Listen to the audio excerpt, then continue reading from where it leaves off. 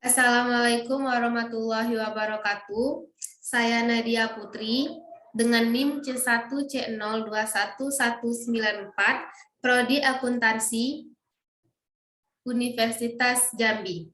Di sini saya akan mempresentasikan dasar-dasar perpajakan yang diampu oleh Pak Wirmi Eka Putra.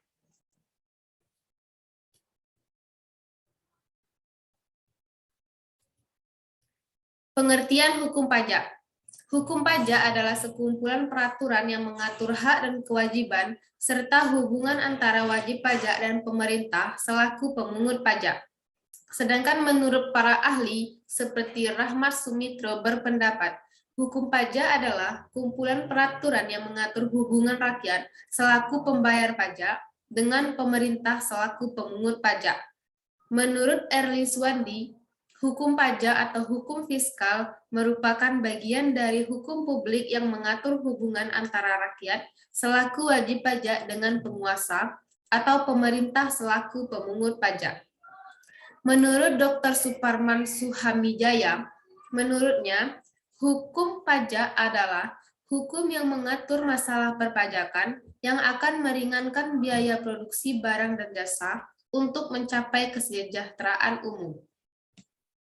Dasar-dasar hukum pajak, diantaranya Undang-Undang Ketentuan Umum dan Tata Cara Perpajakan yang diatur dalam Undang-Undang Nomor 6 Tahun 83 dan diperbarui oleh Undang-Undang Nomor 16 Tahun 2000. Kemudian, Undang-Undang Pajak Penghasilan yang diatur dalam Undang-Undang Nomor 7 Tahun 83 dan diperbarui oleh Undang-Undang Nomor 17 Tahun 2000. Yang ketiga, Undang-Undang Pajak Pertambahan Nilai dan Pajak Penjualan yang diatur oleh Undang-Undang Nomor 8 Tahun 83 dan diganti menjadi Undang-Undang Nomor 18 Tahun 2000. Kemudian Undang-Undang Penagihan Pajak dan Surat Paksa yang diatur dalam Undang-Undang Nomor 19 Tahun 97 dan diganti menjadi Undang-Undang Nomor 19 Tahun 2000. Dan terakhir, Undang-Undang Pengadilan Pajak yang diatur dalam Undang-Undang Nomor 14 Tahun 2002. Definisi pajak. Apa sih pajak itu?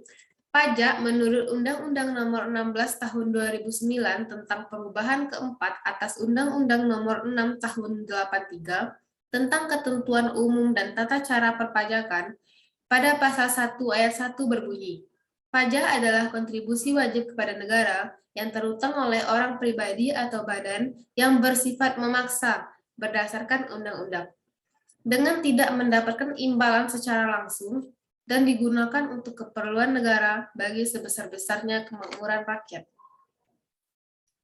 Sedangkan menurut Profesor Dr. Rohmat Sumitro SH, pajak adalah iuran rakyat kepada kas negara berdasarkan undang-undang yang dapat dipaksakan dengan tidak mendapat jasa timbal atau kontra prestasi, yang langsung dapat ditunjukkan dan yang digunakan untuk membayar pengeluaran umum. Unsur-unsur pajak. Di sini unsur-unsur pajak ada 4. Yang pertama, iuran dari rakyat kepada negara. Maksudnya, yang berhak memungut pajak hanyalah negara. Iuran tersebut berupa uang, bukan barang. Yang kedua, berdasarkan undang-undang. Pajak dipungut berdasarkan atau dengan kekuatan undang-undang serta aturan pelaksanaannya. Yang ketiga, tanpa jasa timbal atau kontra prestasi dari negara yang secara langsung dapat ditunjuk. Dalam pembayaran pajak tidak dapat ditunjukkan adanya kontra prestasi individual oleh pemerintah.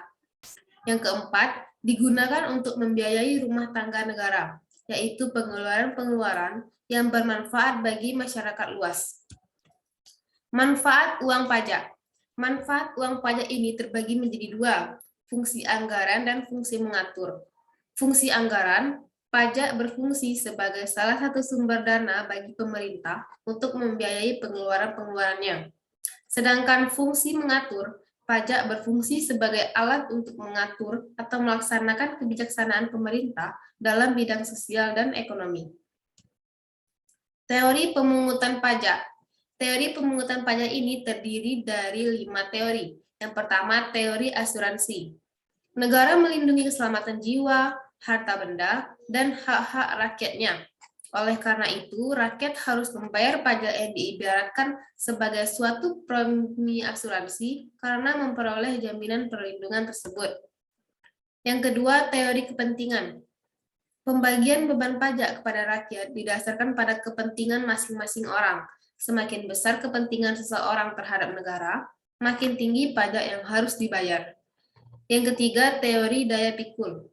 Beban pajak untuk semua orang harus sama beratnya. Artinya, pajak harus dibayar sesuai dengan daya pikul masing-masing orang.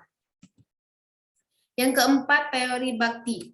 Dasar keadilan pemungutan pajak terletak pada hubungan rakyat dengan negaranya. Sebagai warga negara yang berbakti, rakyat harus selalu menyadari bahwa pembayaran pajak adalah sebagai suatu kewajiban.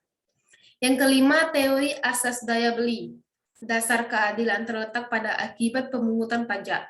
Maksudnya, memungut pajak berarti menarik daya beli dari rumah tangga masyarakat untuk rumah tangga negara. Selanjutnya, negara akan menyalurkannya kembali ke masyarakat dalam bentuk pemeliharaan kesejahteraan masyarakat.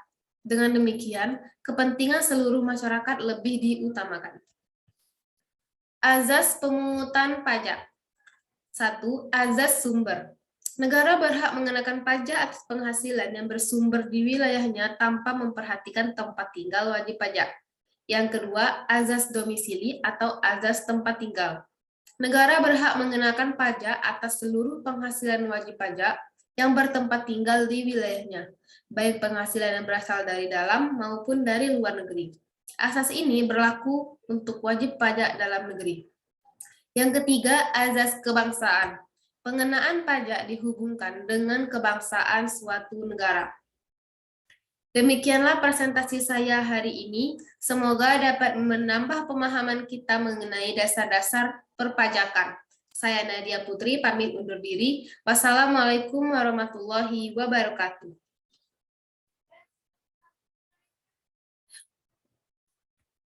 Stop.